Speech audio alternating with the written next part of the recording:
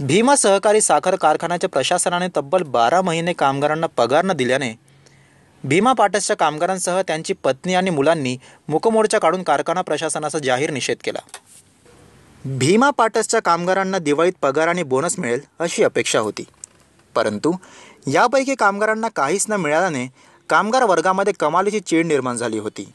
यावेळी कामगार युनियनचे जनरल सेक्रेटरी हनुमंत वाबळे हे प्रसारमाध्यमांशी बोलताना कामगारांच्या परिस्थिती पाहून भावना अनावर झाल्याने रडले। शनिवारी दुपारी 12:15 वाजता भीमा पाटस कामगार युनियनच्या वतीने कारखाना ते पाटसगाव असा मूकमोर्चा काढण्यात आला। यावेळी कारखान्यात काम करणाऱ्या कामगारांच्या पत्नी आणि मुले मोठ्या संख्येने सहभागी झाली होती। कामगारांच्या आंदोलनाला दौंड माजी आमदार आणि बँकेचे विद्यमान अध्यक्ष रमेश थोरात यांनी जाहीर पाठिंबा दिला। कामगारांचा मूकमोर्चा पाटसगाव येथे येऊन त्याचे सभेत रूपांतर झाले। यावेळी अध्यक्ष भाषणामध्ये दौंडचे माजी आमदार आणि जिल्हा बँकेचे अध्यक्ष रमेश थोरात यांनी बोलताना कारखान्याच्या सभासद आणि कामगारांवर असा प्रसंग येईल असे कधी वाटले नाही असं सांगून कारखाना प्रशासनावर कडाडून टीका केली।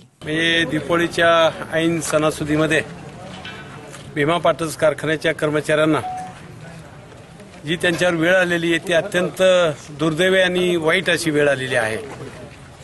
गेल्या 17 वर्षापासून ज्यांच्या ताब्यात हा सहकारी साखर कारखाना जनतेने दिलेला आहे त्यांनी या कारखान्याचा अत्यंत गैरवापर केलेला आहे आणि ते स्वतःच्या स्वार्थासाठी आणि राजकीय गोष्टीसाठी त्याचा गैरवापर केल्यामुळं आज कारखान्याची आर्थिक परिस्थिती अत्यंत वाईट करून टाकलेली आहे। आज 12 महिने जर पगार नसतील कामगारांची, त्या कामगारांनी आणि त्यांच्या कुटुंबियांनी जगायचं कसं?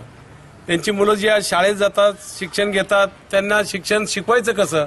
हा मोठा प्रश्न खरं त्या कामगारांच्या कुटुंबियाच्या दृष्टीनं निश्चितपणानं आहे आणि म्हणून त्यांना कुठेतरी न्याय मिळाला पाहिजे। आणि ज्यांनी ह्या गोष्टी केलेल्या आहेत, 17 वर्षामध्ये कारखाना बंद पाडायची वेळ आणलेली आहे या तालुक्याच्या सभासदांच्यावर, शेतकऱ्यांच्यावरती आणि कामगारांच्यावरती, ही अत्यंत या तालुक्याच्या दृष्टीनं दुर्दैवी बाब आहे आणि म्हणून ह्याचं कुठेतरी दूध का दूध आणि पाणी का पाणी झालं पाहिजे। जो चुकतो त्याला शासन झालं पाहिजे असं माझ्यासारख्या कार्यकर्त्याचं पूर्ण मत आहे। कारखाना कामगार युनियनचे जनरल सेक्रेटरी हनुमंतराव वाबळे यांनी बोलताना आम्ही कामगार उद्याची दिवाळी कशी करणार हा प्रश्न आहे। कारखान्याला उर्मट अध्यक्ष भेटला आहे असे म्हणत त्यांना अश्रू अनावर झाले। गेले 1.5 महिना आम्ही काम बंद आंदोलन केलं होतं आणि आमच्या उभ्या 35 वर्षाच्या कारकिर्दीमध्ये दिवाळी सणाला बोनस हा निश्चितपणे सगळीकडे मिळत असतो, परंतु तालुक्याचे आमदार आणि कारखान्याचे अध्यक्ष यांनी या गोष्टीकडे अत्यंत तुच्छतेने पाहिलं आणि त्यामुळं आज आमचा कामगार वर्ग या ठिकाणी या रस्त्यावरती आलेला आहे। आणि अशा प्रसंगातून वाटचाल करत असताना कारखान्याचे अध्यक्ष ते आहेत आणि तालुक्याचे आमदार असताना जर कामगारांशी अशी वाईट भूमिका ते ठेवत असतील ते अत्यंत निषेधार्ह बाब आहे। हे होत असताना आमच्या दुर्दैवानं या ठिकाणी उद्या त्यांचा वाढदिवस आहे आणि हायवेला त्यांचे जे मोठे मोठे बॅनर्स लागलेले आहेत त्या बॅनरच्या पैशामध्ये देखील आमच्या कामगारांना 8.33% बोनस मिळू शकला असता, परंतु अत्यंत उर्मटपणे माझ्याकडे त्या बाबतीमध्ये बोलायला शब्द नाही आहेत। संघटना म्हणून आम्ही चर्चा करत असताना कधीही आपलीपणाची वागणूक दिली नाही। कारखान्याचा कामगार हा कुटुंबातील घटक असतो, परंतु अत्यंत तुच्छपणाची वागणूक देऊन या ठिकाणी आम्हाला यावेळी रस्त्यावर उतरण्याची वेळ आमदार राहुल कुल व कारखान्याचे अध्यक्ष यांनी या ठिकाणी आणलेली आहे। या ठिकाणी मी माझ्या कामगार बांधवांच्या वतीनं त्यांचा अत्यंत तीव्र असा निषेध करतो। थोडी जर कुठं जनाची नाही तर मनाची जरी असेल तर उद्याचा वाढदिवस त्यांनी साजरा करू नये अशी तुमच्या वतीनं मी या ठिकाणी माझी भूमिका या ठिकाणी मांडतो आणि अत्यंत। यावेळी कामगारांच्या पत्नीही आक्रमक झाल्या होत्या। आमच्या मालकांचे 12 महिने पगार झाले नसतील तर आम्ही खायचे काय, मुलांना शाळेत किती त्रास होतो याबाबत आपली व्यथा मांडल्या। 12 महिने झाले कामगारांचे पगार नाहीयेत, 19 कोटी कामगारांचे थकीत देणे आहेत।